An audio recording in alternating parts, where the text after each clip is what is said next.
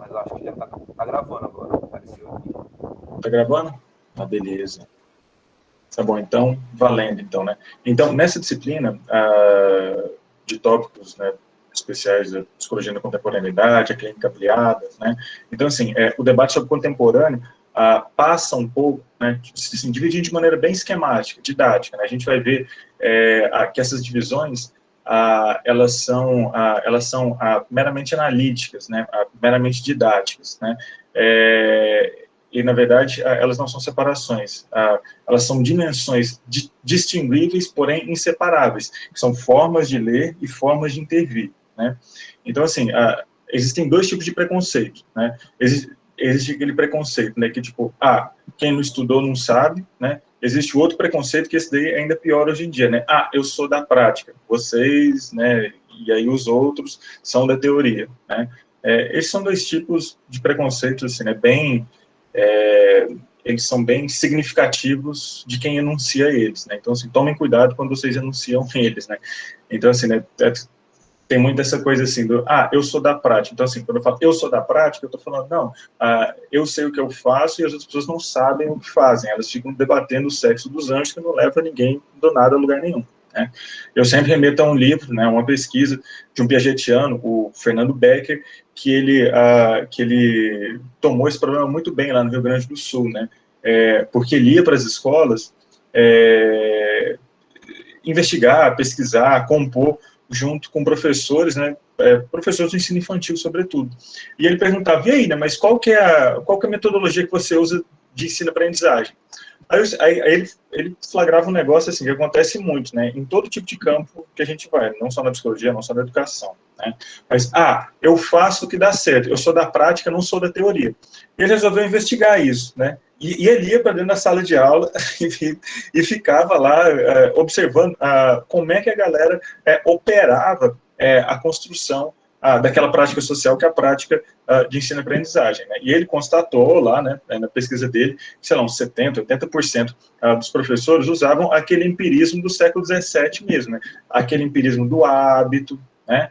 E que às vezes fica até um pouco mais próximo da pior metodologia que existe, que é o empirismo cego, né? O empirismo cego deu certo e não deu certo.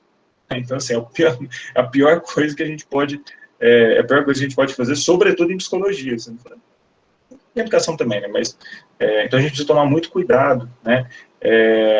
A gente precisa saber onde a gente está pisando, né? E quais são os efeitos ético-políticos, né? Daquilo que a gente está operando na vida das pessoas, né? Então, assim, boa parte do que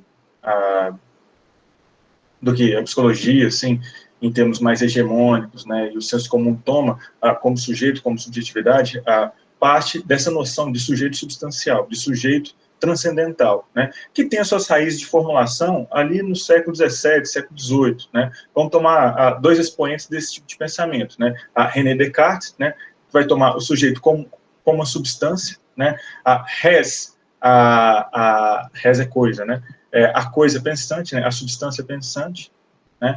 Então, assim, por quê?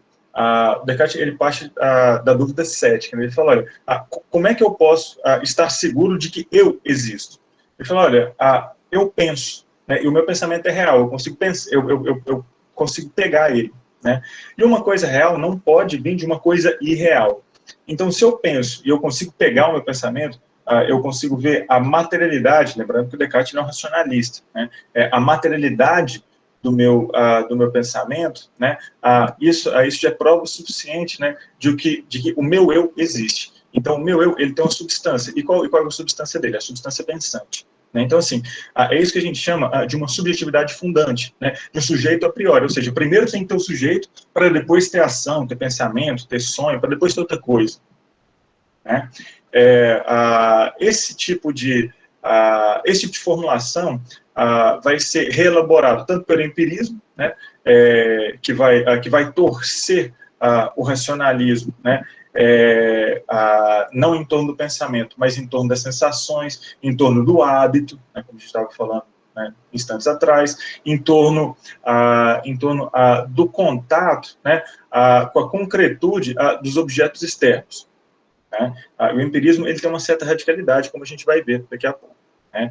E, por outro lado, né, tem uma formulação assim, um pouco mais recente, né, do século XVIII, assim, é uma concepção mais fundante da modernidade ali, da Revolução Francesa, né, daquele que a gente entende como modernidade política, né, que é a concepção kantiana, né, é a concepção do sujeito, né, da subjetividade, enquanto duplo, empírico e transcendental.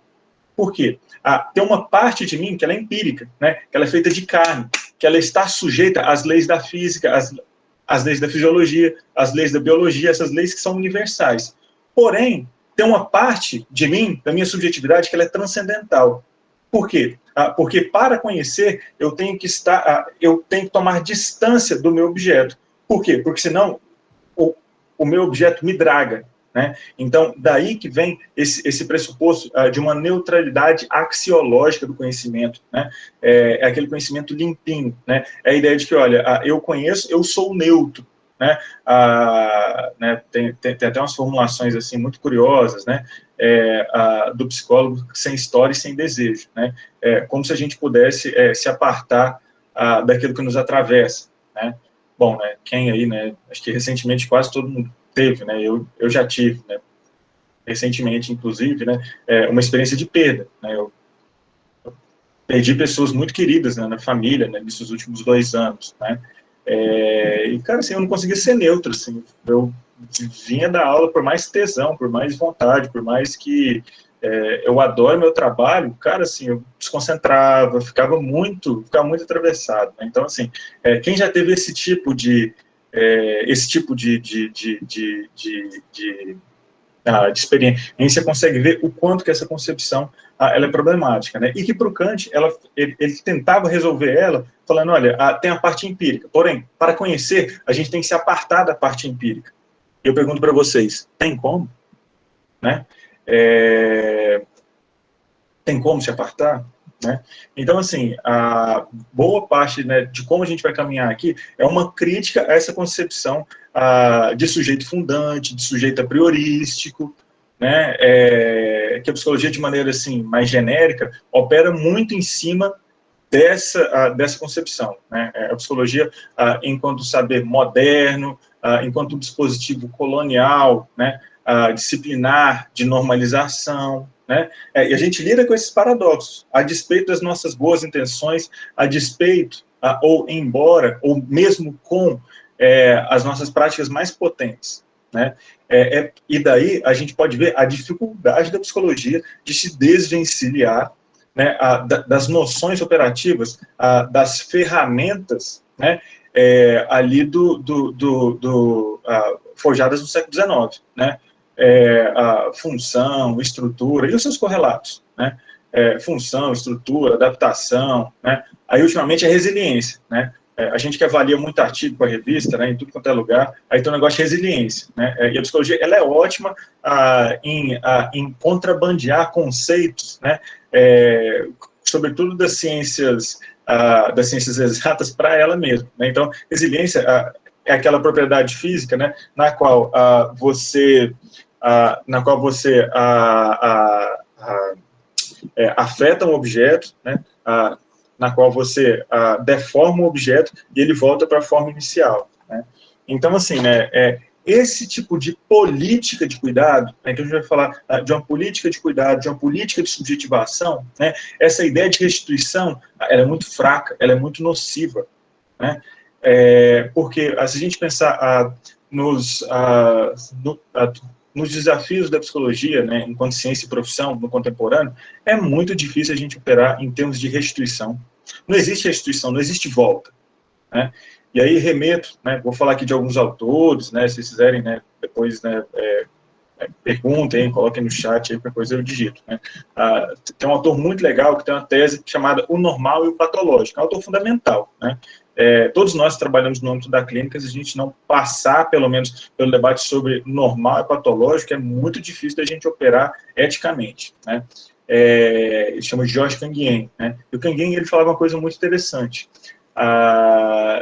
Ele falava assim, olha, não existe restituição, não existe voltar ao estado anterior, né? E ele assim, ele era médico, né? Então ele falava assim, olha, mesmo, sei lá, né, para uma ferida, né? Sei lá, tipo, caí e esfolei o braço, né? Vai cicatrizar, né? E aí, né, vamos supor que você vai passar um creminho e não vai ficar nem marca depois. Mas ainda assim, você vai ter a lembrança, né, de ter passado por aquela experiência, né? E nada será como antes, né? Mas muito do que chega a nós enquanto demanda, né, enquanto pedido, né, na psicologia nas suas diversas formas, né, de intervenção, é nesse sentido, olha, volta atrás no tempo. Em suma, o pedido é esse, né? Volta atrás no tempo, né? Porque ou seja, baseado em uma certa concepção de subjetividade fundante, né, de um sujeito a priori, né, como se eu pudesse me descolar das práticas e dos acontecimentos que me forjam. Por quê? Porque, em última instância, se o que é fundante, se o que é fundamental é o sujeito, que se explodam as práticas e os acontecimentos, que se exploda aquilo que acontece, porque eu tenho uma essência, eu tenho um ser, eu sou uma pessoa, né? Então, assim, pessoalização, individualização, né? Todos esses mecanismos, eles concorrem e operam muito, né? Num tipo de prática, assim, que pode ser muito importante, mas que tem seus limites muito colocados em xeque no contemporâneo, né? Daí que a psicologia tem bebido muito, né, das suas interfaces, né, nas suas bordas, né? Daí que a psicologia tem se articulado muito com aquilo que não é eminentemente psicológico, no sentido de uma interioridade psicológica, né, que é aquela concepção que estava lá no Papai Wundt, né, que estava lá na fundação da psicologia, né? Então, assim, já tá beleza até aqui, pessoal? Me deem um sinal de fumaça aí. Estão conseguindo enxergar um pouco?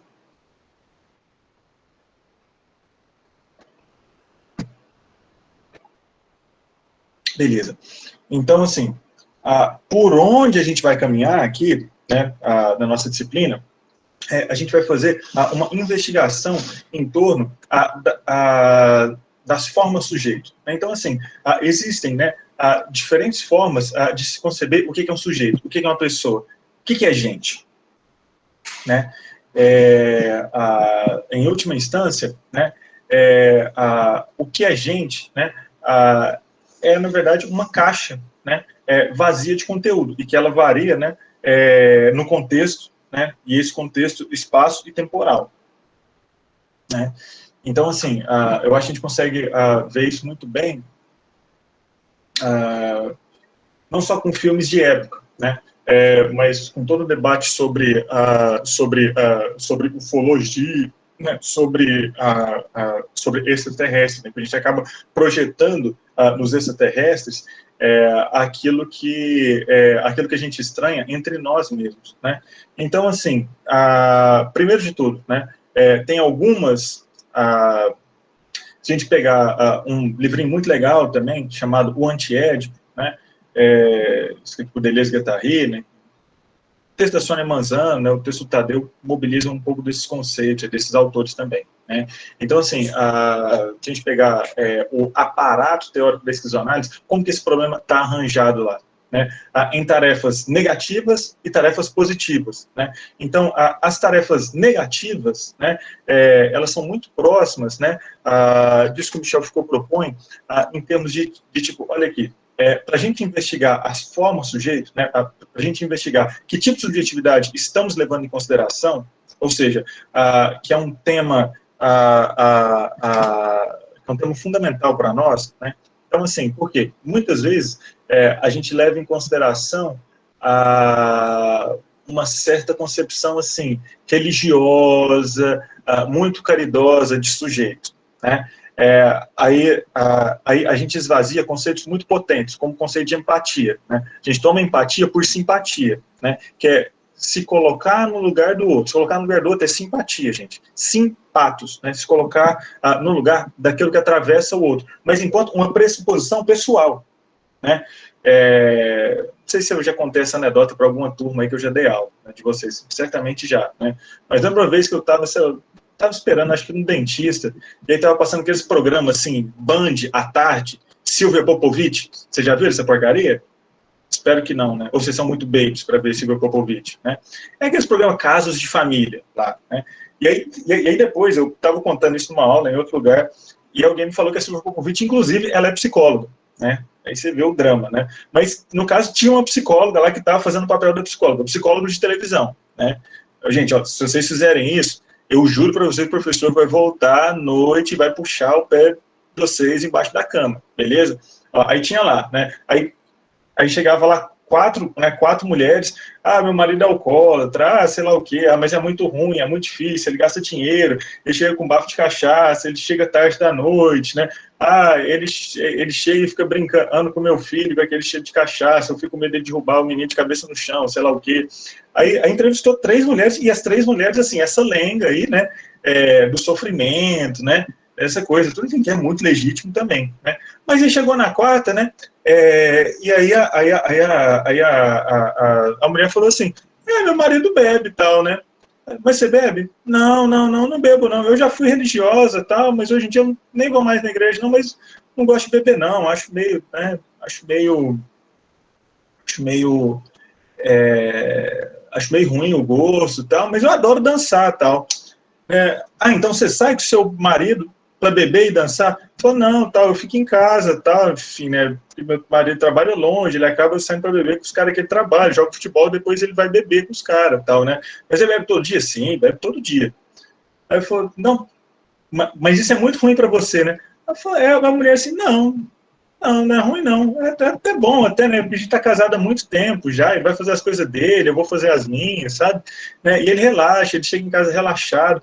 E assim, cara, a apresentadora, a Silvia Bogovic, a psicóloga, ficaram assim, subindo na cadeira com a mulher, mas como assim você não acha ruim seu marido, ele chega bêbado em casa? A mulher começou a falar, é meio constrangida, assim, não, mas inclusive ele namora um pouco melhor, tá? Vai com um pouco mais de calma, se vocês me entendem, né? Aí o auditório dá aquela risada, a apresentadora dá uma piscadinha para a câmera, né? Aquela coisa toda. Aí chama um intervalo, né? Aí chama um intervalo, aí a psicóloga vai dar o laudo dela, vai dar o parecer lá. Ela fala, olha, né? Não, a mulher 1, né? A mulher 2 é o mesmo laudo, né? É isso mesmo, olha, você tem que pegar seu marido, tem que internar seu marido, né? Não, porque você está numa vida sofrida, tem que separar desse homem, né? Agora, a 4ª mulher, a última, essa daí eu fiquei preocupada de verdade. Essa mulher não tem contato com a realidade, né? E aí a mulher disse, não, mas você não tem nada o que reclamar dele beber? Então você acha bom? Ela fala, não, eu acho que ele podia passar um perfuminho, assim, quando ele chega, que realmente, depois ele sai do trabalho, joga um futebol e tal, e chega em casa ainda, né, na bebida, né, podia passar um perfuminho, podia tomar um banhozinho, passar um perfuminho, assim, né, mas ninguém é perfeito, né? Cara, assim, mas a psicóloga arrumou um auê, né, nessa mulher, não, ela falta contato com a realidade dela, ela não se enxerga, ela precisa se valorizar, se empoderar, enfim, né? Ou seja, né, estou contando essa anedota aqui porque ela é muito significativa, né, no sentido de que combina, né, essa psicologia mais hegemônica, assim, da subjetividade fundante, né, com o que a gente tem em torno do senso comum, né? Então, assim, a boa parte do que a gente entende, né, como como subjetividade, como sujeito, né, ela é local, e ela é questionável sobre pelo menos 2 aspectos, né? As relações que a gente estabelece com aquilo que é supostamente a verdade, né? Então, entre aspas, aí, leiam supostamente, né? Com aquilo que é tido como verdade, com as formas de veridição, com as políticas de veridição, né? E com aquilo que é tido como os universais, a natureza humana, né? Não, porque é da mulher cuidar, né? Porque é da mulher, né? E aí entra todo tipo de generalização das mais toscas que vocês podem imaginar, né? Tem, inclusive, né, psicoleguinhas, assim, né, de um ramo, que eu acho que vocês nem viram, né? Vocês chegaram a ter psicologia evolutiva? Vocês tiveram psicologia evolutiva? Infelizmente, né, tem áreas, assim, né, que bebem muito da psicologia evolutiva, assim, né, essas vocês pegarem lá o Matriz do Bem-Estar... A gente teve genética, né? E aí algumas disciplinas que acabam tendo um enviesamento por essa área, assim, mais dessa psicologia evolutiva. Sim, sim. Né? Não, mas, enfim, não perderam muita coisa, não. Bom, psicologia evolutiva, psicologia comparativa, cara. Eu me formei num currículo, assim, que era de 1959, cara. Era antes da psicologia ser institucionalizada enquanto ciência e profissão do país. Então, assim, eu peguei, e era um ano, a disciplina era anual, enfim, era 4 horas na semana, ficar lá estudando formiga, tal, fazendo de formiga, essas coisas, psicologia comparativa, enfim. Mas, dentro da psicologia evolutiva, né, tem a galera que estuda, um biólogo é um biólogo interessante, mas ele é um biólogo, né? Tem muitos limites que ele pesquisa, né? E ele mesmo, né, fala isso, né, hoje, né? Que é o Steven Pinker. Ele é um polemicista, né? Escreve livros best-seller, né? Sobre ateísmo, sei lá o quê, né? Mas ele tem uma teoria que é a teoria do gene egoísta. Vocês já ouviram falar? Não, olha, é uma ideia genial e muito simples, né? Que é de onde vem a ideia de meme. Todo mundo conhece meme, né? Inclusive deve ter uns meus aí rolando aí nos grupos de WhatsApp, que eu já sei, de vez em quando alguém contrabandeia e manda para mim aí os memes aí do professor, né? Tá certo, é isso aí mesmo, né? Então, assim, tem a ideia de gene, né, que é o substrato, né, que é o substrato físico, né, o desenho helicoidal, né, que aquele ali é uma ficção também, mas é muito bonito, né. Inclusive, tem um estudo recente muito interessante mostrando esses atravessamentos, né, entre ciência e estética, né, desse desenho espiralado, helicoidal, né, enfim. Vamos voltar lá para o Steven Pinker. Ele tem um livro chamado Gene Egoísta. A tese fundamental desse livro é a seguinte: olha, todo gene ele quer perseverar, né? Ele quer ser passado para frente a todo custo, né? Só que existem, né, diferenças, né, em uma certa política genética entre os gêneros, né? Se a gente pensar, né,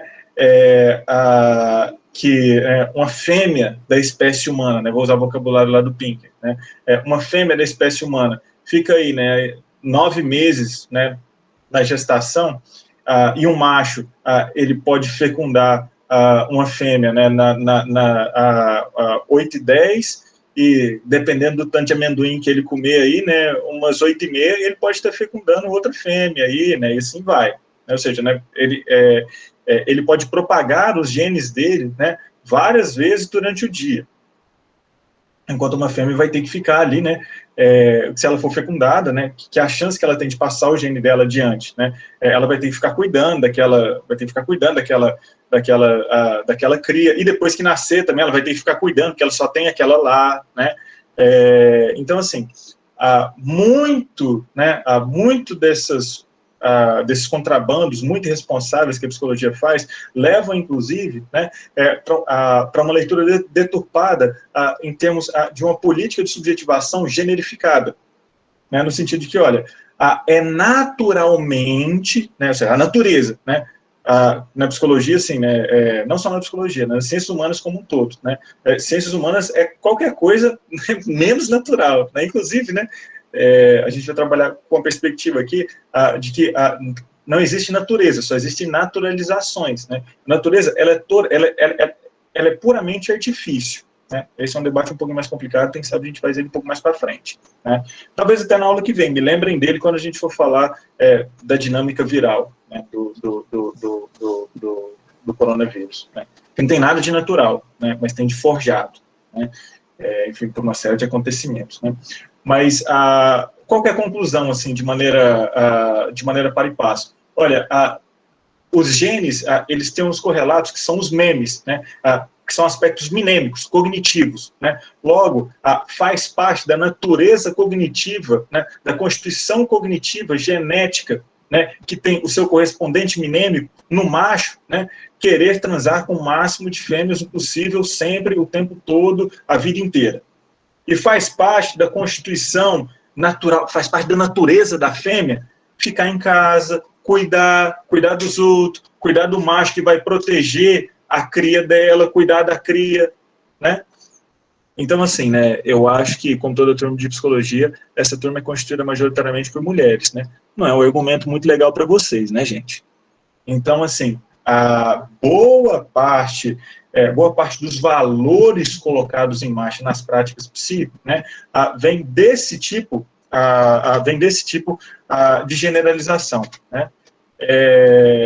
Quem se interessar aí, eu tenho até um artigo de juventude, né, vai fazer uns quase 10 anos já esse artigo, que eu publiquei com uma amiga, com uma feminista, que é cientista social, que ela pesquisava literatura de autoajuda, né. E é muito curioso, né, como é que homens são de Marte, mulheres são de Vênus, né, tem um casal que publica esses livros, aí tem o Augusto Cury da vida, né, aí os caras fazem uma generalização lá das cavernas, né, eles pegam lá, porque o homem das cavernas pegava a mulher, arrastava pelo cabelo, tal, né, assim, e eles pulam, assim, pelo menos 35 mil anos, né, de tudo que aconteceu nos últimos 35 mil anos, para falar, olha, a natureza da mulher é assim, a natureza do homem é assado, né? Eu não sei vocês, assim, mas um desses livros, né, que a minha amiga lá, a querida Raya Del Bel, me obrigou a ler para a gente escrever esse artigo, né? Ela fez uma pesquisa muito maior sobre o tema, fez uma dissertação de mestrado, né? A gente fez um recorte da dissertação dela para publicar esse artigo. Tinha lá umas coisas assim. Tem um livro desses, eu não vou lembrar qual especificamente, que é tipo assim: homem, o que você tem que fazer para agradar uma mulher? Cara, são 79 coisas que você precisa fazer. Pergunte como ela está, elogie as unhas, elogie os cabelos, né? Faça carícias, né? Demonstre que você se importa, né? Balance a cabeça quando ela falar. Cara, 79 coisas, né? Eu fico imaginando, assim, se alguém tentou memorizar aquilo ali, assim, ó, agora eu vou agradar mesmo, né? E aí tem a parte do homem depois, né? Tem a parte de mulher, né? O que você precisa fazer para agradar, né, o homem? Sabe o que estava escrito, galera? Chutem aí. As apostas estão abertas. A banca de apostas está aberta. Vai ganhar 5 pontos logo de cara quem acertar aí. Tem que ser mais específico, né, gente? Pô, né, eu tô falando do gênero egoísta, vocês vão falar sexo, vocês estão de sacanagem, né? Cozinhar, lavar louça, sexo oral, submissão, Sei, então quase, vocês estão magiando, hein? Mas ninguém vai dar o bingo, não? É uma página, é uma linha, o que a mulher precisa fazer para agradar o homem. Sabe o que estava escrito no livro? Chegue já nua. Só isso. Pronto, acabou. Próximo capítulo. Muda de assunto. Curioso, né? Então, assim, por que eu estou falando desses casos anedóticos, né? Porque eles dizem respeito a essas formas com as quais a gente monta uma forma sujeito, né? E uma forma sujeito, ela implica, né, essas relações com a verdade, com aquilo que é supostamente tomado como verdade, com a política de veridição, ela requer um certo questionamento daquilo que a gente toma como, como universais, né? Saiu aí para vocês? Voltou já. Beleza. Então, assim, né, isso implica também qual linguagem usar, né? É muito comum hoje em dia, né, que a gente está sendo tensionado, inclusive, em termos de vocabulário, né? Quem nunca ouviu falar aí, né, eu acho que vocês não são tão babies para não terem ouvido falar, né, serviço de preto, índio é perigoso, né, mulher no volante, perigo constante, né, enfim, isso assim, com todas as outras ideias, né, daquilo que é objetificante do outro, né, o drogado, né, psicologia das psicodicções, né. Cara, né, a gente é viciado em tanta coisa. Gente, em tempos de celular, eu desafio vocês, fiquem, né, experimentem ficar 3 dias sem celular, sem rede social, sem Zap, sem Instagram, né, ou desafio vocês, melhor ainda, a ficar sem comer açúcar. Lembrando que a gente come açúcar de diversas maneiras, que não só quando a gente está vendo pó branco. Duvido que alguém dá conta, né, duvido, assim, aposto, né,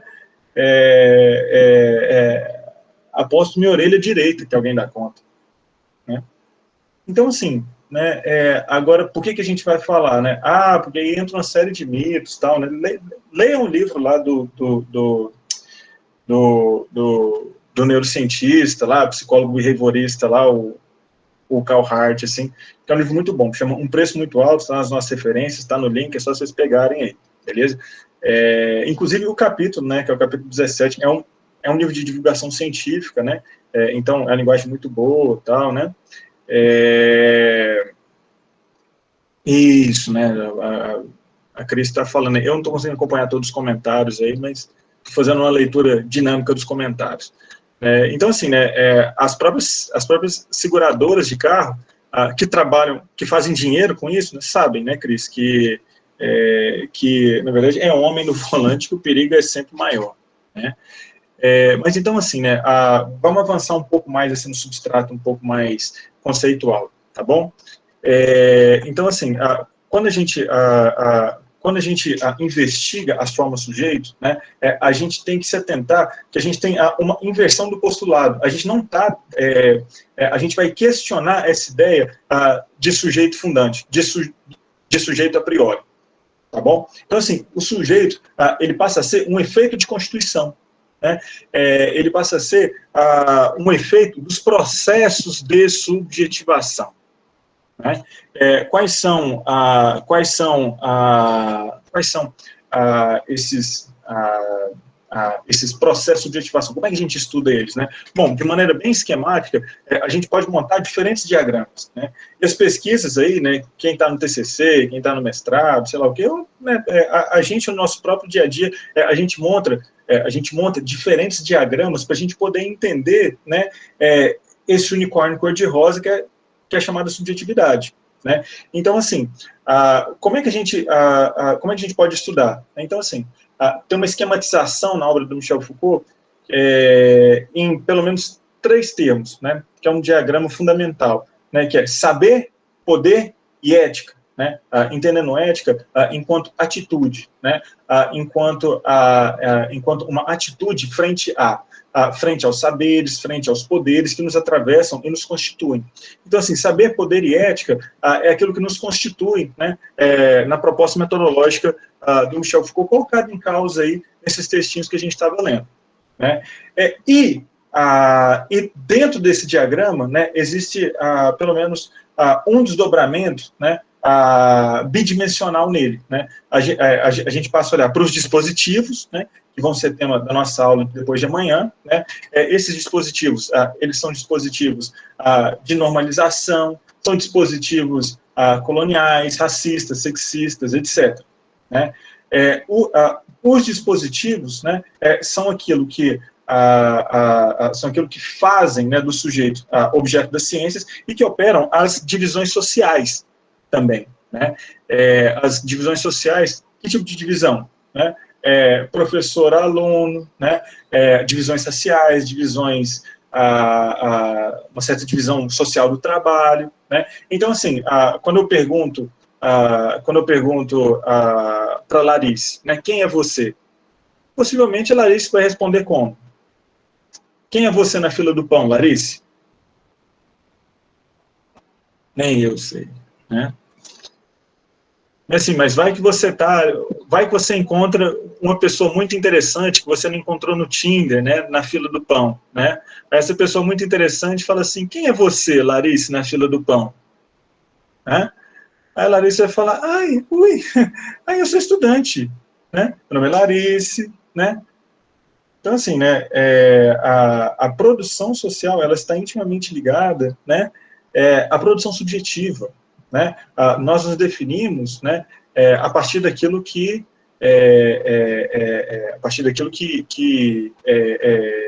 nos atravessa socialmente, né? Então, assim, e o que nos atravessa socialmente, né, em termos de saber e de poder, são operacionalizados em torno dessa noção que é de dispositivo, que eu vou pedir para vocês guardarem ela. Fotógrafa, né? Então, a Larissa é fotógrafa também, né? Então, assim, né, a fotografia, né, as artes, elas podem ser entendidas, né, com práticas de si, né? Por exemplo, né, vamos supor que Larissa tira fotografias para ela poder desopilar, né, para ela poder desestressar, ou para ela poder estabelecer uma atividade estética que faça sentido para ela, né? Entra no âmbito das práticas de si, né? O Michel Foucault ele vai chamar de exercícios espirituais, né? Baseado lá na leitura lá dos gregos, lá que ele gostava de índio de europeu, né? Índio de europeu é grego, né? Indígena de europeu é grego, né? Porque é muito correlato, assim, as formas de organização, e a galera toma como uma coisa, assim, fundacional, né? E o Michel Foucault, ele conseguiu, de fato, fazer um salto, né? Que é ir para os gregos sem passar pelaquela babaquice do século XV, XVI, XVII, que uma coisa são os gregos do Renascimento, outra coisa são os gregos mesmo, que é radicalmente distinto, né? As formas de sociabilidade, etc. Né? Enfim, vou parar esse comentário aqui, né? Mas, assim, o que ele estava chamando de práticas espirituais, né? Não tem nada a ver com esse tipo de jovem misticismo, constelação familiar, tarô, astrologia, né? E todo tipo de picaretagem irresponsável que psicoleguinhas gostam hoje em dia, né? Gente, né? Uma coisa é você gostar disso na sua vida pessoal, né? Uma coisa é você investir nisso profissionalmente. É plenamente legítimo, gente, né? Não tem problema nenhum. Agora, se uma coisa é uma coisa, outra coisa é outra coisa. Não confundam isso, né? Com saúde mental. Mas está relacionado com saúde mental? Está relacionado. Pode estar relacionado, melhor dizendo, para ser mais preciso, né? Porém, enxertar conteúdos na vida de uma pessoa, né? É algo assim, que a gente precisa ter muito cuidado com isso, né? A psicologia tem um debate muito grande, né, em termos do dispositivo da crença, né, em termos da sugestionabilidade, né? A gente não pode ignorar 100, 150 anos, né, de ciência e profissão psicológica, né, para a gente cair na picaretagem que está dando dinheiro, né? E se o nosso conselho fosse um pouquinho mais sério, ele começava a caçar a galera que faz isso, né? Então, assim, professor, você não acredita em astrologia? Gente, essa é uma pergunta totalmente sem sentido, né? Acreditar ou não em astrologia é a mesma coisa, para mim não, né? Para todo mundo, é a mesma coisa que perguntar se você acredita ou não em literatura. Você acredita na literatura? É assim que eu respondo, galera, né? E óbvio, né? A gente gosta de conversar, abobrinha, né? Enfim, né? Eu não trabalho com isso, né? Tem gente que trabalha e que faz um trabalho sério, né? Mas que uma coisa é a psicologia, outra coisa, né? Essas práticas de um certo espiritualismo, que não é disso que o Michel Foucault está falando, né? Ponto. Era isso que eu queria dizer, né? Por exercícios espirituais, como o Michel Foucault está falando, toda prática, né, que gera efeitos sobre você mesmo. Uma prática reflexiva não só no sentido do pensamento, né, mas uma prática que gera efeitos sobre você mesmo, né. A yoga entra aí, né, para falar aí das práticas, né, que às vezes entram em controvérsias, inclusive anti-vacina, né. Por exemplo, a fotografia, né? Por exemplo, né, tem gente que curte fazer um som, né? Fala, pô, eu tô com a cabeça cheia, vou ali, vou tocar uma viola, vou nadar, sei lá, vou fazer alguma coisa, né? É uma prática que tem efeito, né, retroativo sobre você mesmo, né? E que aí articula no terreno da ética, né? Então, assim, a gente falou, né, do campo do saber, do campo do poder, e a gente está falando do campo da ética, né? A ética diz respeito a essas práticas espirituais, práticas que têm efeito sobre você mesmo, né? E que articula uma certa moral, né? O que é a moral? É um conjunto de valores e regras facultativas que uma pessoa estabelece para ela mesma. Regras facultativas, né? Que a pessoa adere ou não adere. Tá bem, pessoal? Então, esse é um aspecto muito importante também, a gente não pode deixar deixar de lado, né? Por quê? Porque até na aula que vem a gente vai ver...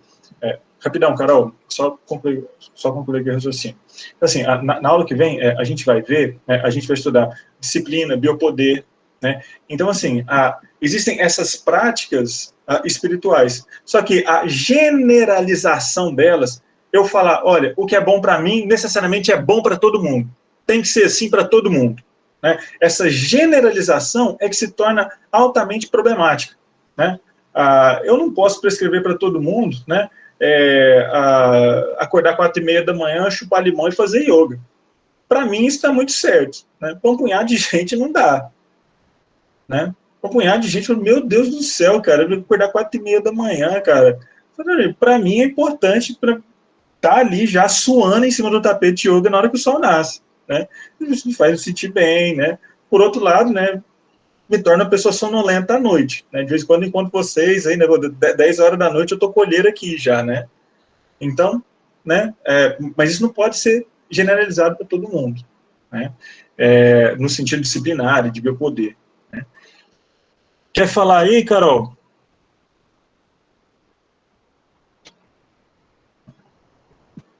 Carol, talvez. Vou ler a pergunta da Carol. Professor, no texto fala que a subjetividade se faz nessa interação com o outro, com o ambiente, e é mutável. Seremos formados de distintas subjetividades em diferentes ambientes e com diferentes relações ao mesmo tempo? Sim. Ótima pergunta, né?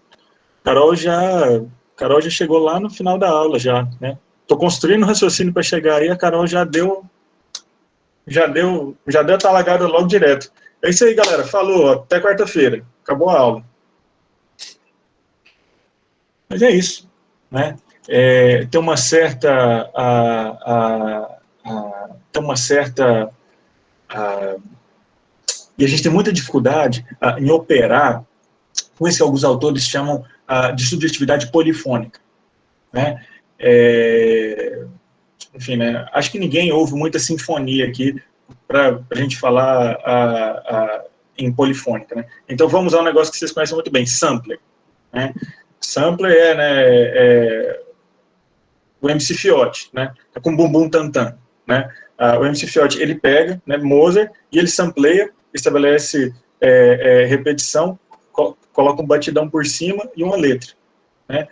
E assim, a Deleuze-Guattari, só um pouquinho, André, Deleuze-Guattari, vamos chamar isso de síntese disjuntiva, né? É uma síntese entre aquilo que não combina. Eu lembrei, Carol, que você está aí que você tá aí na clandestinidade, né? Assim é mais gostoso, né? Tudo que é clandestino é melhor, né? Até a aula fica mais gostosa quando é clandestino, né? Vide aí sua talagada espetada, né? Esse é outro tema que a gente pode abordar daqui a pouco também, né? Mas vamos voltar aqui, né? Deleuze-Guattari vão chamar isso de síntese disjuntiva. Esse é um grande problema para a psicologia, né? Por quê? Porque a gente não consegue, a gente tem muita dificuldade em conceber como é que uma mulher que tem um marido alcoólatra, que bebe todo dia, pode gostar do fato desse cara beber, né? Porque eu não gosto, porque hegemonicamente é um negócio inconcebível, né? Para ficar assim, só no exemplo que a gente falou, né? A pesquisa que a Fiocruz fez lá em 2011, 2012, não sei se ela foi, acho que a pesquisa foi feita em 2011, publicada em 2012 ou 2012, 2013, né? Mas a pesquisa lá, que enfim, que essa pesquisa, ela é um manual de amostra probabilística viciada. Por quê? Porque eles foram só na Cracolândia, lá em São Paulo. Foram só na Cracolândia entrevistar quem estava lá na Cracolândia, né, com crack, né, fazendo uso de crack. E viram que 67% das pessoas que estavam na fucking Cracolândia, né, tem uma vida considerada, né, aí, olha tanto que a psicologia, né, essas ciências humanas como um todo, são século XIX, então a vida funcional, né, e que é uma vida funcional? Cumprem com as suas responsabilidades familiares, parentais, com a sua atividade social, trabalha, né, de vez em quando falta no trabalho, mas quem nunca, né, enfim, e tem uma vida, rola, né, toca a vida deles, né, com mais ou menos perrengue. Né? Essa pesquisa, a gente tem, e várias outras, assim, todo estudo bem cuidado, né, não precisa ser nem epidemiológico, estudo qualitativo que a gente faz sobre o uso de drogas, assim, é um tapa na cara, né, leiam os livros do Carl Hart, tem esse que eu indiquei aí na biografia para vocês, e tem um novo dele, lançado agora no Brasil, Drogas para Adultos, né, que é muito importante também, assim, né? E ele é um cara que vem da ciência mais dura, né? Aonde mais se fez não, né? Aonde, né? O senso comum, a mídia, né? O proibicionismo, né? Vão buscar os argumentos para falar, para fazer uma demonização. E essa demonização, ela é sempre atravessada por fatores de classe, por fatores raciais, né? Das substâncias psicoativas, né? Então, vejam bastante por aí. Então, assim, a pergunta da Carol, só para fechar, ela é muito boa nesse sentido, né? A Carol monta o problema muito bem. Ela fala, olha, né, vou até vou até voltar aqui, né? A subjetividade se faz interação com o outro, né? O outro de nós mesmos, né? Por quê? Porque a unidade mínima do real, qual que é a unidade mínima do real? Se não é o sujeito fundante, né? Essa é uma ótima pergunta, né? Isso daí deve estar na base, né, daquilo que a gente entende por psicologia, né? Onde começam as coisas? Né? Qual que é a unidade mínima do real? Né? O Descartes falava, olha, a unidade mínima do real é o eu, sou eu. Né? Penso, logo eu existo. Aí eu começo a conversar. Né?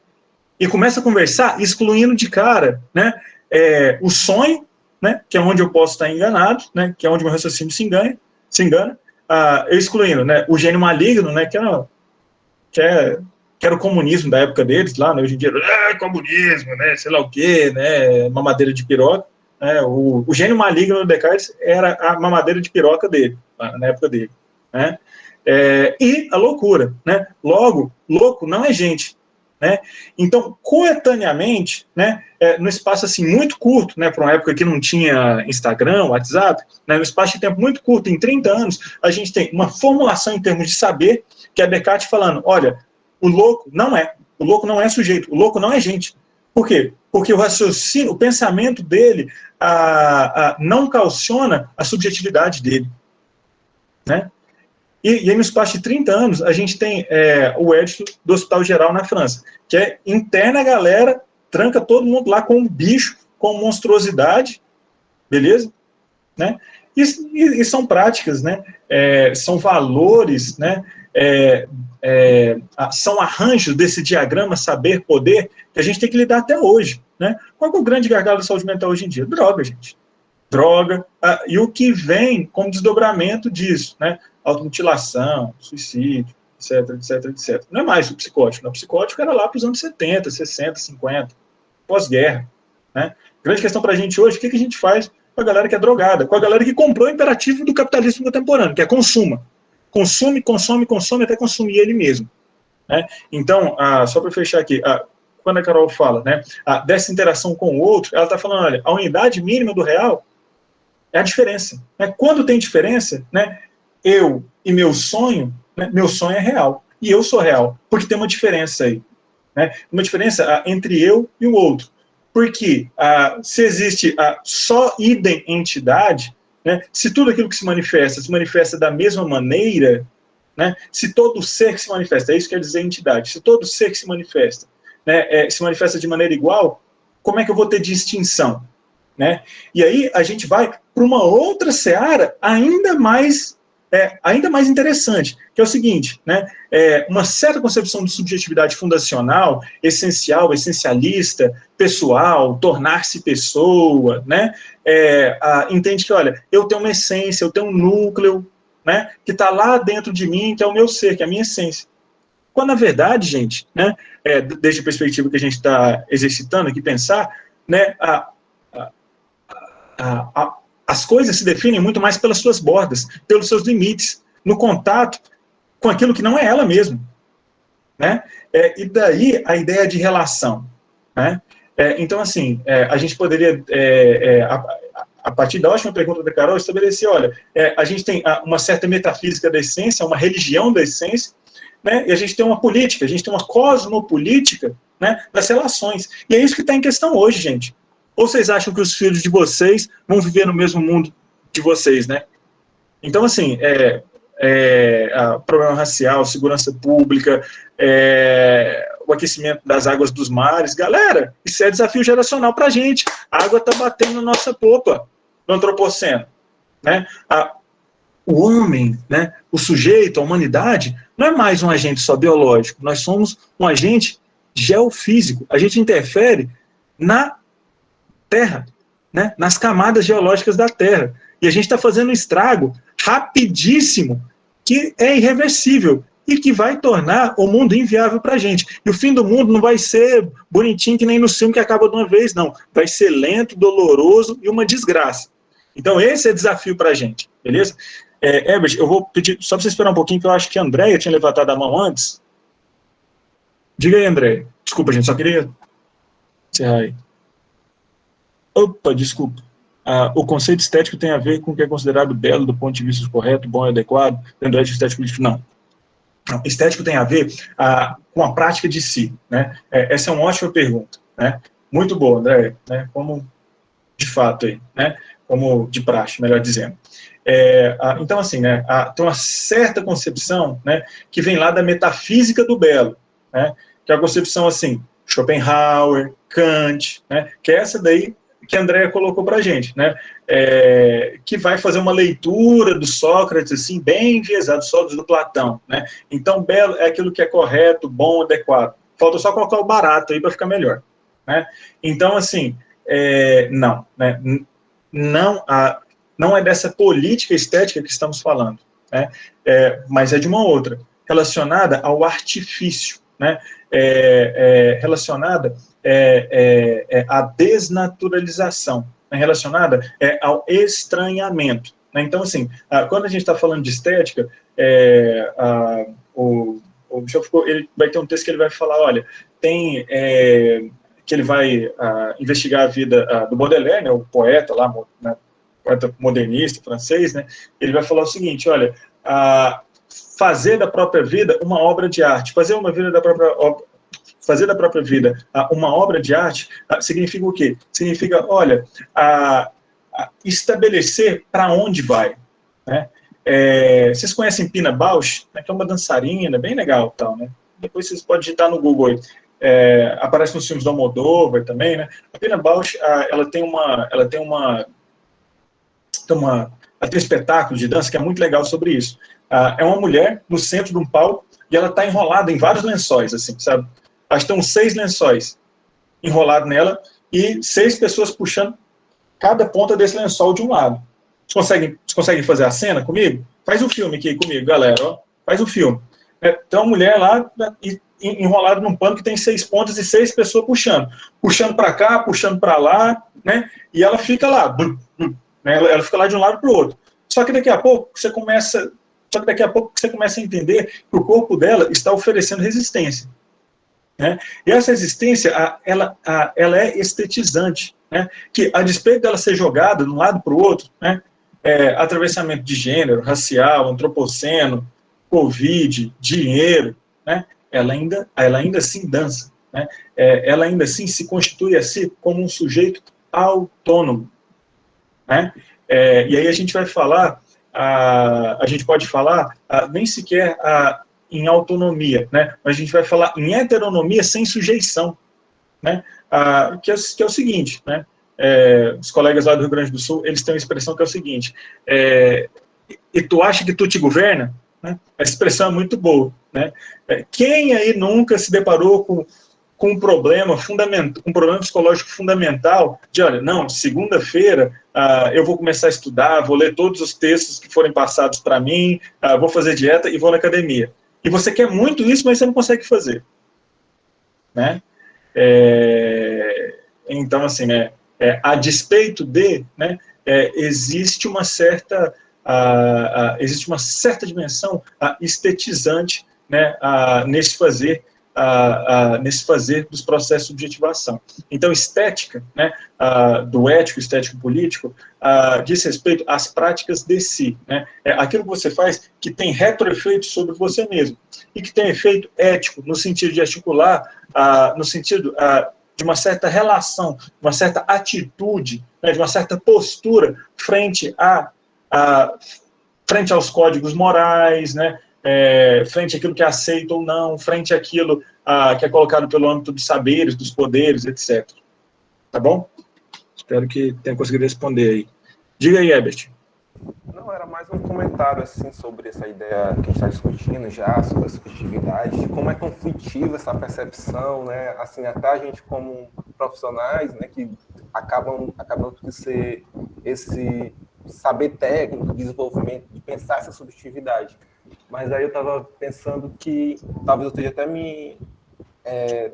indo mais para frente do texto, que essa ideia de subjetividade a gente pensa muito ela como algo estática, né? Na sociedade do senso comum, como você estava falando. E aí quando a gente começa a ler esses textos, a fazer algumas discussões, a gente percebe como é que de fato é conflitivo. Não sei se estão me fazendo entender, mas que a subjetividade ela é momentânea, né? Ela não é uma coisa que a gente busca ou que a gente coloca como parada, ou que a gente vai construir ela ali. Estamos construindo a nossa subjetividade. Não, ela é algo que ela é transitória. Ela nasce dos momentos e desses encontros. E quando a gente pensa isso, quando a gente pensa esse conceito, a gente vê que é algo que a gente não encontra desde o senso comum, ou então quando a gente lida assim com qualquer demanda do dia a dia, a gente pensa sempre naquela ideia de subjetividade, personalidade e essência, né? Era mais essa ideia que estava. Sim, sim. E aí tem algumas nuances nisso que o Weber estava trazendo, que o André traz também. Então, assim, né, existe uma certa... existem duas posições, né, oscilantes entre elas. Né? Existe a posição psicologizante, que é essa inflação do sujeito fundante, né, do sujeito tomado a priori, etc., que a gente já está falando. Existe uma certa tendência sociologizante, né, que é tipo... que vem do estruturalismo, por isso a gente fala pós-estruturalismo, né? Que vem das estruturas, né? Quais são as estruturas assim, né? Mais fundamentais, né? Tipo, na psicologia, assim, né? A gente tem uma tradição muito grande, muito forte, muito importante, né? Da psicologia sócio-histórica, por exemplo. Ou seja, né? Sociedade e história determinam o sujeito, né? Só que existe um âmbito nem sequer da singularidade ou da diferença, né? Que podem ser capitalizáveis, né? Enfim, basta a gente ir, né? Basta a gente ir numa banca de revista, ou basta ir no Centro de Parnaíba, né? O Centro de Parnaíba tem as lojas lá, Moda África, né? Enfim, e para nem falar que quem trabalha lá, quem é dono é branco, tal, esse tipo de coisa, não preciso nem falar disso daí, né? Mas assim, a que serve isso, né? As sopas ali têm um certo correlato, né? Ou é um negócio estetizante, assim, é uma coisa meio, né, questionável desde o ponto de vista de uma política estética, né? A gente vai em qualquer banca de revista, né? Em qualquer novela da Globo, né? E a diversidade está colocada ali, né? A diversidade ela é muito importante, mas ela é insuficiente, né? Então, assim, quando a gente pensa em termos, né, de que, olha,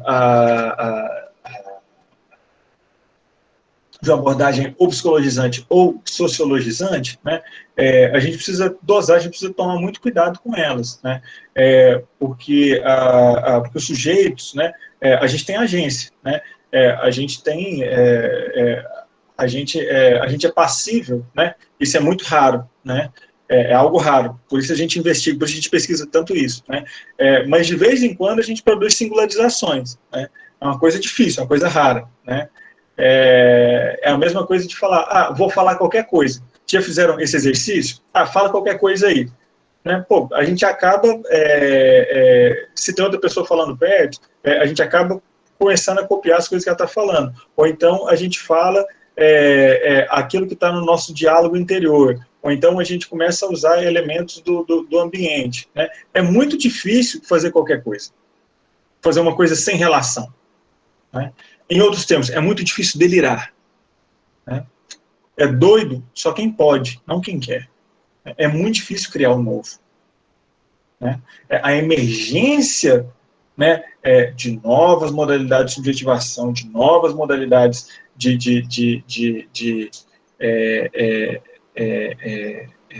modos de vida mesmo, é algo muito raro.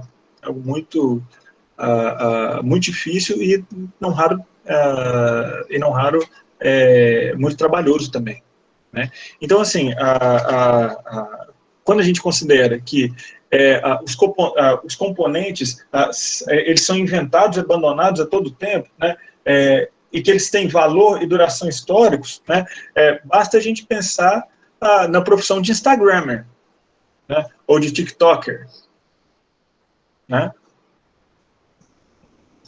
Há 10, há 15 anos atrás, de youtuber, né? Isso era possível? Não. Isso molda subjetividades. né? Existem matérias muito interessantes, né? Falando que no âmbito da pandemia, né? A gente fica aqui de frente para essas câmeras de lente angular, né? Elas aumentam, né? Aumentam o nosso nariz, aumentam a testa, né? Enfim, né? E aí tem matérias muito interessantes, né? Falando do número de intervenções cirúrgicas de rinoplastia feita para afinar o nariz de maneira que no mundo real fica muito esquisito, mas nas câmeras angulares de celulares, laptops, fica bonito, fica hegemonicamente bonito, né? Então, assim, né, esses são elementos, esses são componentes, né, inventados e abandonados de valor e duração históricos, né? Vocês pegarem, né, peguem as fotos, né, das mães, das avós de vocês, né, da década de 80, por exemplo, né, enquanto hoje, né, sei lá, né, hoje tem menos, né, sei lá, pegar 10 anos atrás, né, tinha uma febre da chapinha japonesa, alisamento japonês, né, queimar o cabelo tudo quanto é jeito, alisar o cabelo mais, mesmo gente de cabelo muito liso, alisava mais do cabelo, né, pô, eu pego foto da minha mãe, essa década de 80, cara, pô, e minha mãe tinha cabelo bem fino, assim, tipo o meu, né, pô, minha mãe, eu não sei o que ela arrumava, cara, que ela ficava com um capacete desse tamanho, assim, de laque, sabe, né, aquelas roupas com ombreira, né, aquilo ali era uma forma da subjetividade se estetizar de acordo com o momento, né, era um momento que, né, existia um certo pleito por mulheres dentro do mercado de trabalho, então, olha, né, a roupa com ombreira, ela serve para a mulher se impor mais, né, então, funciona um pouco nessa chave também, né.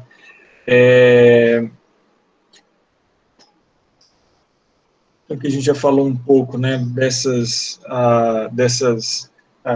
modos de produção, né, social e subjetivo. Então, assim, né, um tema fundamental para a gente entender até isso que a gente está conversando aqui, né, o que Carol colocou, Herbert, André, é a gente entender que, olha, como que se articula, né, a produção social com a produção subjetiva, né?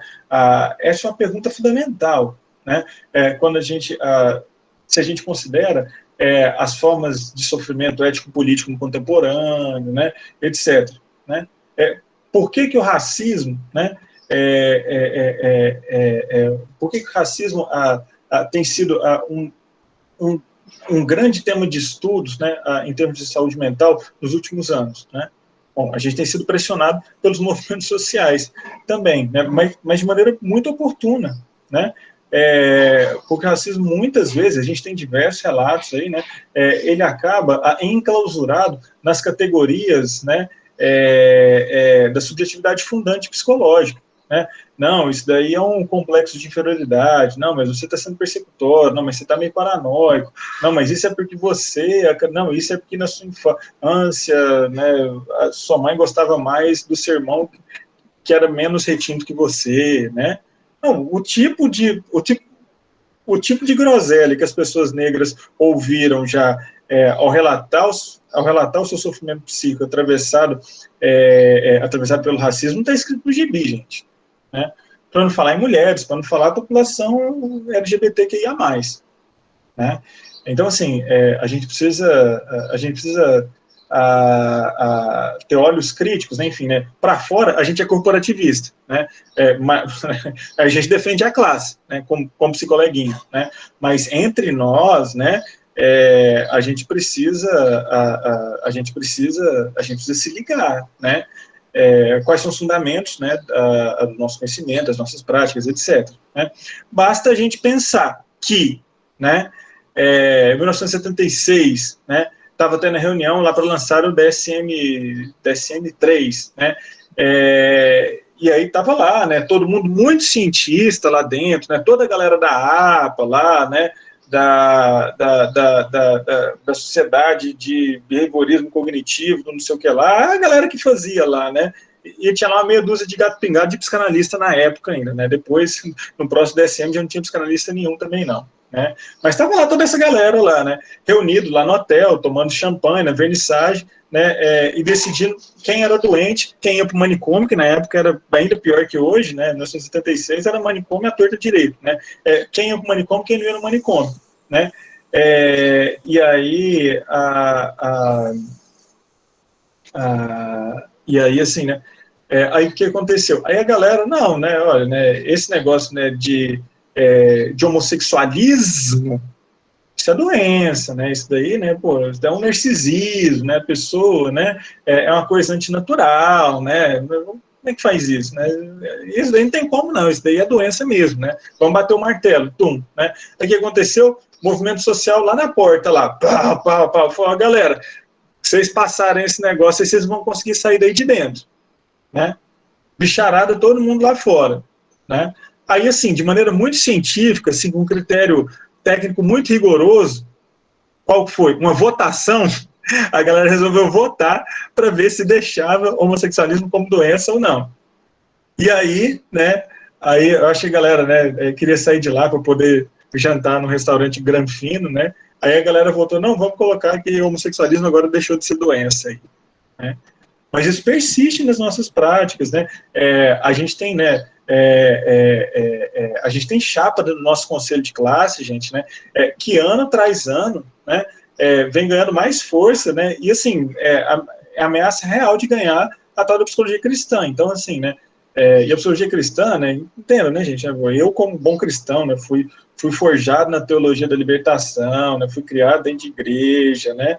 Toquei igreja evangélica, né? Pô, né?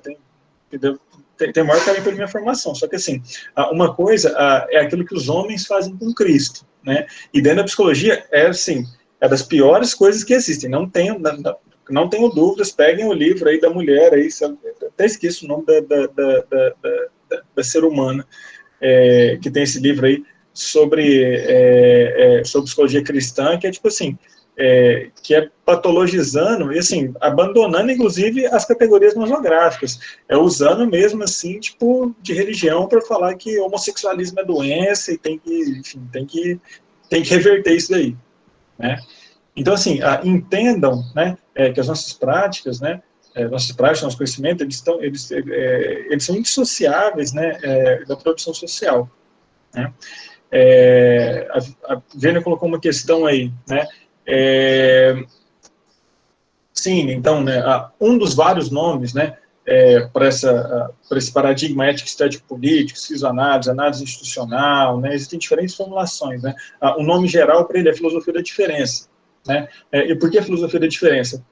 Porque o nosso solo, né, o nosso solo epistêmico, né, o nosso modo de pensar e de agir mundialmente, né, aonde tem capitalismo, né, chegou a esse tipo de filosofia, que é a filosofia da identidade, né, filosofia identitária, né, filosofia ocidental, moderna, normalizadora, colonial, racista, sexista, blá, blá, blá, blá, blá, essas coisas tudo, né, e a filosofia da diferença, ela tende, né, a tensionar, né, a tomar partido da diferença, né. Me lembra de colocar depois, Vina, qualquer coisa, lá em notícia, lá no grupo, lá, tem um vídeo do Franklin Leopoldo e Silva, falando da filosofia da diferença na Casa do Saber, né? Se alguém quiser dar uma olhadinha, é Casa do Saber, Franklin Leopoldo e Silva, filosofia da diferença. Ele pode postar aí no chat ou no grupo de vocês, né, que ele traz um pouco esse partido, né, ele está no cigarro, né? Então, assim, diz respeito a esse tipo de formulação. Isso, valeu, Herbert. Né? Que, olha, vamos falar a partir da diferença. A diferença é a unidade mínima do real, e não o sujeito fundante, não a subjetividade fundante. Né? Então, assim, é a medida em que tem diferença, em que tem atrito, né, em que tem conflito. Né? E aí tem uma formulação do Nietzsche muito curiosa, né? E que serve muito para a gente, porque a gente está falando aqui, né? O Nietzsche, lá no Crepúsculo dos Deuses, ele fala o seguinte, tem um aforismo muito curtinho dele, ele fala assim, talvez a gente só continue acreditando em Deus porque a gente ainda acredita na gramática. Né? Porque a linguagem, né, e daí a importância da gente estar tensionando o nosso léxico também, né, aquilo que a gente estava falando, né, serviço de preto, mulher no volante de perigo constante, né, índio preguiçoso, né, programa de índio, né, sei lá, esse tipo de coisa. Né?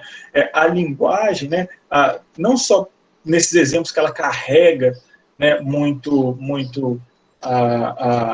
em termos de conteúdo, né, valores são valores muito problemáticos, né? Mas porque a linguagem, ela molda a forma com a qual a gente pensa, né? As formas com as quais a gente pleiteia e a gente organiza os nossos problemas. Né? Então, quando a gente vai falar, olha, a gente só acredita em Deus, porque a gente ainda acredita na gramática, ele vai falar, olha, o modo com o qual a gente constrói frases, né? Eu peguei a cadeira, né? Ele nos leva a crer, né? Ele nos leva, né, a essa mitologia do sujeito fundante, da subjetividade fundante, né? E só por conta disso existe religião, especialmente religião monoteísta, né? Lembrando que o Nietzsche ele é um filósofo, mas ele é, antes de tudo, um filólogo, né? Ele investiga a relação entre as línguas e a cultura, né?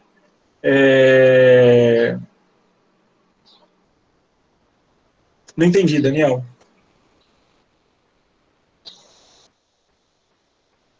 Bom, achando que a coisa você abre o microfone e fala aí, né? Mas então, assim, né, esse tipo de paradigma, ele é muito importante para a gente, né? Qual que é a relação, né?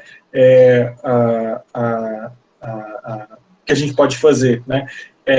Entre Exus e Chapiris para a filosofia da diferença. Vocês fizeram relação entre os dois textos, galera? Quero ouvir vocês. Preciso até tomar uma água aqui.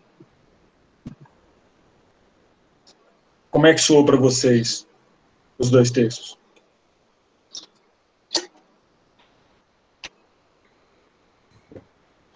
Para mim, eu tive a relação que eu fiz, primeiramente é porque ela traz algumas discussões, né, de como, acho que até já foi citado aqui no chat pela Birna, a questão dos espelhos, né, de como as realidades elas são diferentes a partir do lugar que você está vivenciando, do contexto, está fazendo essa visualização.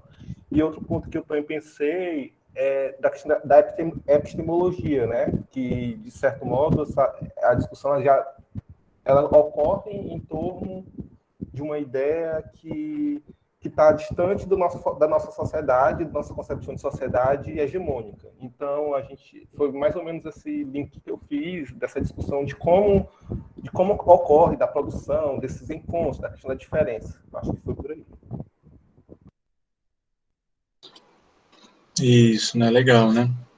Por quê? Porque, em última instância, né, gente, sobretudo quando o tema é subjetividade, né, esses autores vão buscar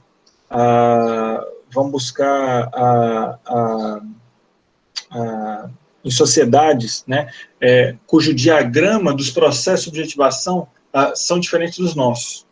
Né? Eles vão buscar outros modelos para pensar a nossa sociedade. Né? Então, assim, né, eu até coloquei aí, acho nesse slide, né, quando a gente fala, olha, por que é importante estudar outros modos de vida, outras concepções de subjetividade? Né? Para a gente poder calibrar os nossos instrumentos, para a gente poder calibrar como é que a gente pode se atentar às singularizações, às diferenciações, às novas subjetividades, às subjetividades emergentes, né? Como é que a gente pode lidar com elas? Né? Como é que a gente pode estar atento, né, ao que é redemoinho e ao que é pororoca. Vocês têm alguém do Pará aí, né? Redemoinho puxa para baixo, né? Pororoca que vai para cima. Né? A gente precisa estar atento ao que é redemoinho e o que é pororoca. A gente se ligar. Né? Para a gente se ligar, né, para duas coisas. Para a gente não tocar a vaca pro brejo, né? Quando a pessoa está mal, a gente acaba tocando a vaca pro brejo, né? A pessoa fica pior, né? A gente acaba gerando uma iatrogenia, né? Com as nossas práticas, e por outro lado, também para a gente não tolher as pessoas, né? A gente não vestir o avental de policial de branco, né? Ou de babá de doido. Né? Quem fez saúde mental, ele lembra dessas figurinhas paradigmáticas. Né? Então, assim, quando a gente quando a gente vai estudar sociedades, né, cuja produção social é radicalmente distinta da nossa, né, a gente faz isso para a gente colocar a nossa em perspectiva, né, para a gente poder olhar com outros olhos a nossa própria sociedade. Né. Alguém aí já abriu, já folheou ou leu comentários sobre o livrinho História da Loucura, do Michel Foucault? Tese de doutorado dele, né? Legal, fundamental aí para nós, psicoleguinhas, né? Sim, né? Vocês não estranharam a linguagem, né? O que ele usa para poder falar da história da loucura? Né? O Foucault falou, olha, eu não posso partir do vocabulário da filosofia, porque a filosofia ocidental sempre excluiu a loucura. Eu não posso usar a sociologia, que a sociologia também reflete isso. Né?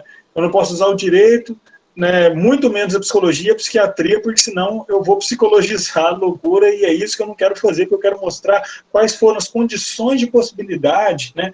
Eu quero fazer uma arqueologia, né? Ele pega o pincelzinho dele e vai raspando lá para mostrar para a gente, né, os fósseis que são a base de sustentação da nossa da nossa ciência, né? E qual que é a linguagem que ele usa para isso? Ele usa literatura e ele usa a geometria. O Foucault vai falar o tempo inteiro, né, de limite, de fora, né, de ponto zero, né, ou de uma experiência trágica da loucura, né, ou de uma consciência crítica. Esses não são conceitos psicológicos, são conceitos psiquiátricos. Ele usa conceitos, ele usa, né, um arcabouço literário geométrico para poder analisar, né, desde uma outra perspectiva, né, faz raciocínio sistêmico, né? Ele se coloca em outro nível para ele poder, ter uma visão de conjunto, né? Desse grande espectro de saberes filosóficos, psicológicos, médicos, jurídicos, né? Que compõe o campo da saúde mental, tá bem? Então, quando a gente vai estudar outros modos de vida, né? Não é só porque a gente é curioso, né? Não é só porque a gente está exotizando a galera, não. Né? Não, mas é porque mostram outros tipos de solução possível para problemas análogos aos que a gente passa. Por exemplo, a morte. Né? Por exemplo, a morte. Né? Então, assim, um tema assim, que é muito difícil, muito delicado, né, de nós, psicoleguinhas, da gente lidar, e talvez que nós sejamos ainda muito piedosos, né, no sentido muito ruim de ser piedoso, né, que quem tem piedade faz no máximo caridade, não faz cuidado. Né? Cuidado tem que ter uma certa crueza, né? Com dozinha, com piedade, a gente faz no máximo caridade. Né?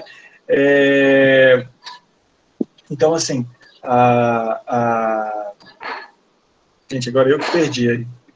A Carol estava falando alguma coisa.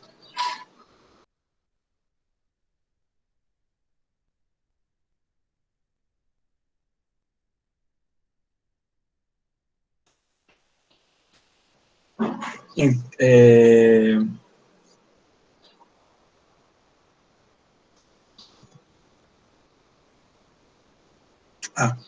Beleza, Carol, vou retomar essa pergunta desde outro ponto de vista. Né? Eu estava falando de que quando a gente estuda os modos de vida de outros povos, né, a produção social e subjetiva de outros povos, né, que estão deslocados em relação a nós no tempo e no espaço, a gente encontra respostas para questões que para nós é muito difícil, tipo gênero, tipo...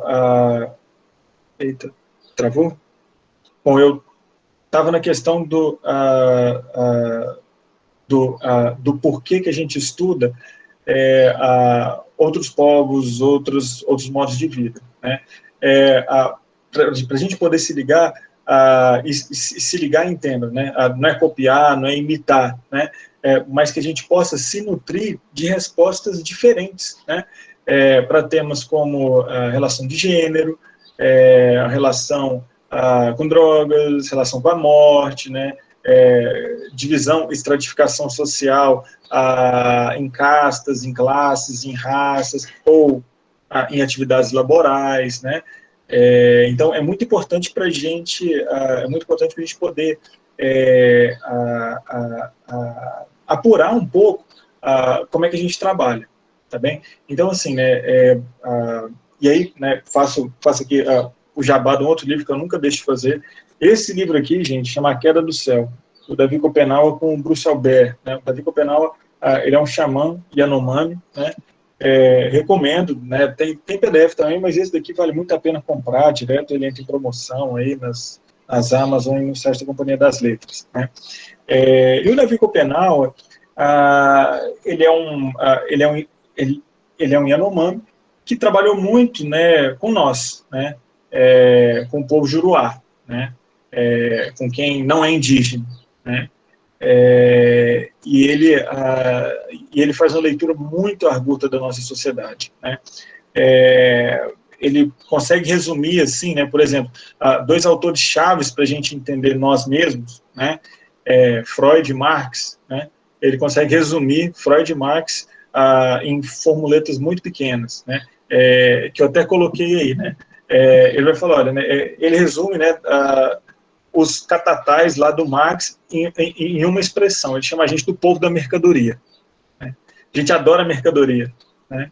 Seja essa mercadoria serviço, seja um modo de vida, seja uma identidade, a gente adora a mercadoria, né? A gente mercantiliza tudo, né? E quando você mercantiliza, você estabelece um equivalente universal abstrato, que é o dinheiro, né? Que é o capital, que é a moeda, né? E daí, esse tipo de coisa, assim, mais sem sentido do mundo, né? Quando falam pra gente que tempo é dinheiro, né? Tempo, gente, né? Aí o Ailton Krenak responde essa frase, né? Tempo é o tecido da vida, a tessitura da vida, né? Aí é Ailton Krenak falando com outro filósofo da diferença, né? Que é o Bergson, né? A vida é duração. A gente só existe, né? Enquanto a gente dura, né? Então, né, como é que a gente capitaliza, né, o nosso tempo em dinheiro? Né? Como é que a gente vende o nosso tempo? Né? Como é que a gente, assim, né, com todo respeito aos profissionais do sexo, tem um trabalho muito mais digno que o de professor, muitas vezes, né? A despeito de todas as violências, né? Mas que tipo de prostituição, de cafetinização, mais no pior sentido do termo, né, a gente faz para a gente poder trabalhar em 2, 3 empregos a maior parte do tempo, né? E vender o nosso tempo de maneira tão atroz, né? Então, assim, né, quando a Vicupenava fala, o povo da mercadoria, ele está condensando uma série de problemas para a gente, tá bom? E aí ele vai resumir o Freud e dando troco no Freud, né? No sentido que o Freud até menos, né? O Jung era mais racista, era mais abertamente racista, porque era metido a fazer uma psicologia dos povos aí, né? No sentido wundtiano da coisa, né? Mas ele vai falar que nós, né? A gente dorme muito, né? Mas a gente só sonha com nós mesmos, né? A gente não sonha com a sabedoria da floresta, por exemplo, né? A gente é incapaz de poder fazer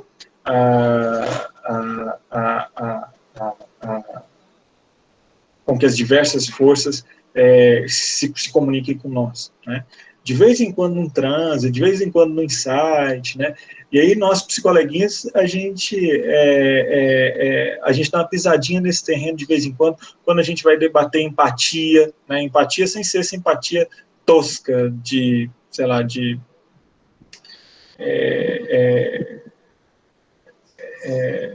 um certo humanitismo aí no sentido Machado de Assis, né? Mas quando a gente vai debater empatia, quando a gente vai debater intuição, né? Quando a gente vai debater feeling, né? Na clínica, nas nossas práticas, né? Então esses são aspectos muito importantes, né? Para a gente poder imaginar, para a gente compor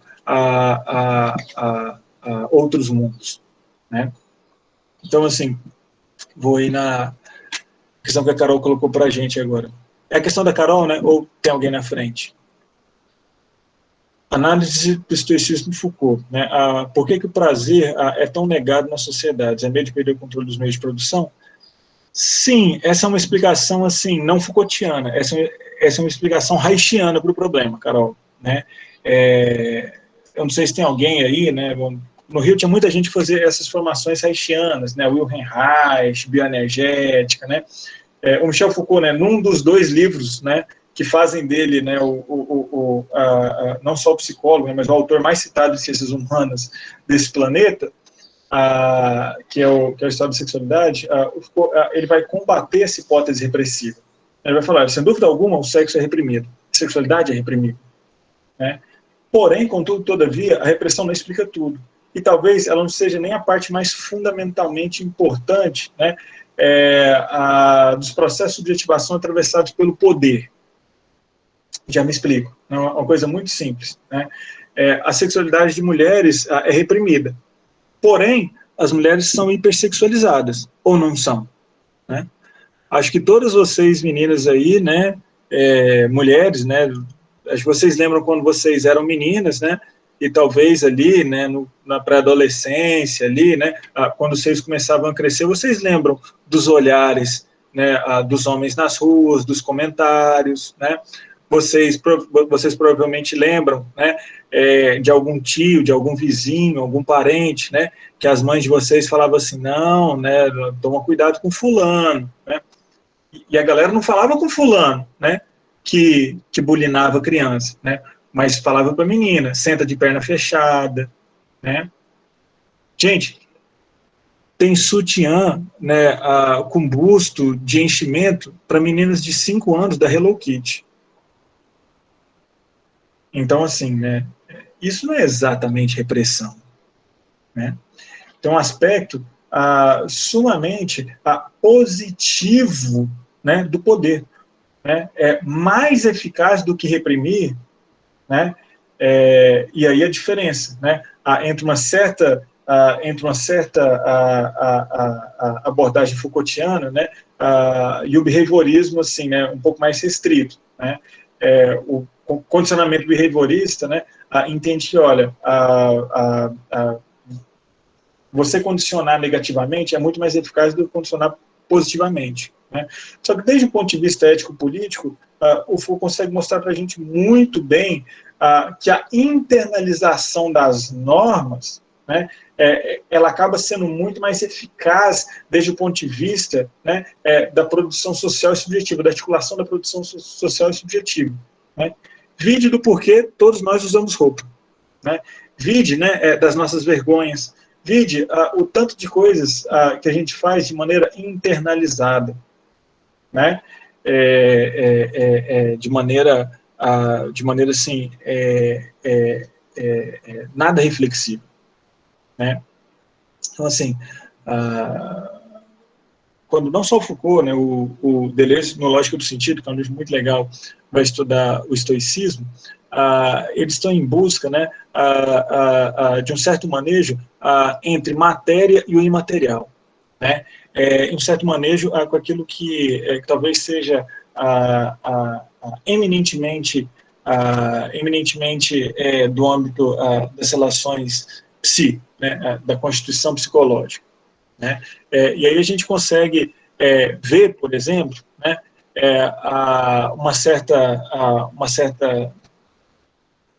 um certo problema em torno de quem é gente, né, e quem não é gente, né, quem é gente e quem é objeto, né. Então a gente consegue caminhar um pouco por aí, beleza? Pessoal, como estamos? Dúvidas, questões, para a gente encerrar?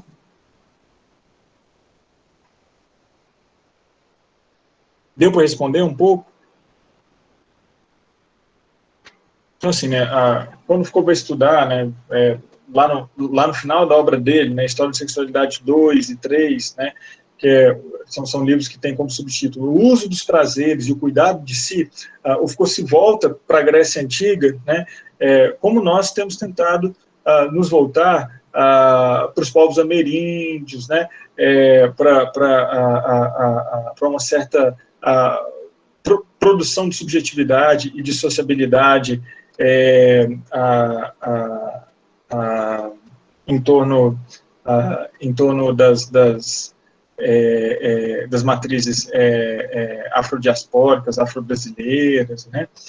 a gente ter feito esse esforço, né, que o Foucault ele faz lá com os gregos, né, que são, né, que são os autóctones, são populações autóctones de europeu, né, e ele vai entender o seguinte, assim, falou, olha, né, a concepção de masculinidade na Grécia Antiga não estava relacionada, né, a quem penetra ou quem é penetrado sexualmente, né, e ele vai investigar as relações de educação, as relações formativas, né, na qual fazia parte do rito de formação, né, o jovem, né, o jovem homem, transar com o seu, né, o jovem mancebo, né, transar com o seu tutor, né, e aí penetrar e ser penetrado. Por quê? Porque o que definia a masculinidade era um certo controle com relação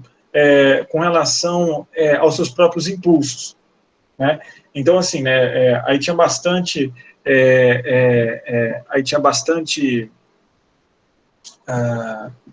tinha práticas assim, né, muito curiosas, né? E lembrando que a sociedade grega, né, ela não era muito bonitinha, assim, dos nossos termos, não, né? Era uma sociedade escravagista, né? Toda a produção social dependia, né, de pessoas escravizadas lá, mas era uma escravização radicalmente distinta da escravização colonial que a gente tem a partir do século XV aqui no Ocidente, né? Então, assim, eles pegavam, né, e aí quem era cidadão, quem era aristocrata, quem era gente na época, né, eles pegavam, né, eles acordavam, né, de manhãzinha, né, iam correr uma maratona, né, eles corriam lá uma maratona, faziam um punhado de exercício, né, sem comer nada. Eles chegavam como? Naquela broca, naquela fome, né, um pouquinho pior que vocês estão agora, né, doido para rebolar o queixo. Aí o que eles faziam? Mandavam servir um banquete, assim, ó. Aquela larica, aquela larica maravilhosa, cheia de comida gostosa para a galera comer ali. Aí, o que eles faziam? Eles comiam? Não. Eles ficavam lá paradinhos, depois de ter acordado de manhã, feito uma maratona, estavam morto, cansado, morrendo de fome, eles ficavam paradinhos, olhando, tinha que olhar, tinha que ficar perto, olhando, sentindo o cheiro, e eles colocavam, né, as pessoas escravizadas para comer na frente deles. Colocavam os escravos para comer na frente deles, né? Esse era o crivo de masculinidade, né? Quem consegue ser senhor de si mesmo, né? Esse é o crivo de masculinidade, e não só de masculinidade, né, mas de prestígio, né? E daí, né, já tem um curso muito legal, né, que chama do governo de si, do governo dos outros, né? E daí que quem está apto para... E aí governo, em grego, né, é o mesmo léxico usado para governo e cuidado. Então, quem cuida de si bem pode cuidar dos outros, pode governar a polis, pode governar a cidade, né? Então, assim, é um paradigma radicalmente distinto do que a gente vê na nossa macropolítica brasileira hoje, por exemplo. Tá bom, pessoal? E aí, galera? Então é um pouco, né, um pouco desse âmbito que a gente vai operar aqui, né?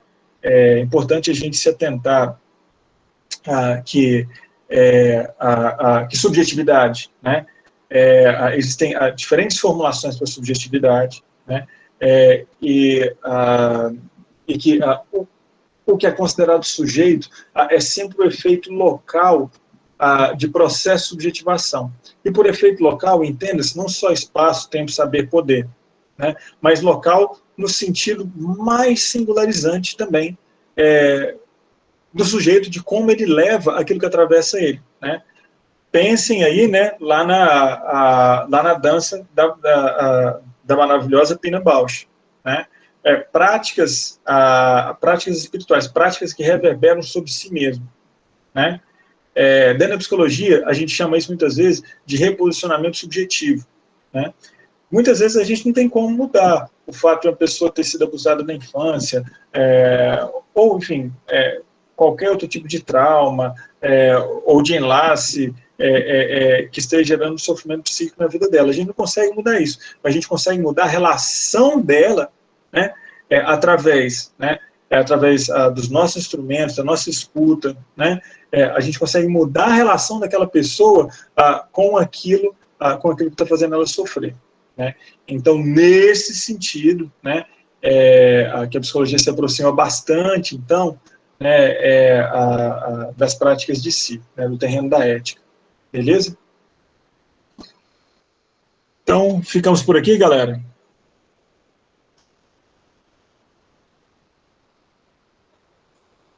Beleza, então. Show de bola. Pessoal, voltamos então a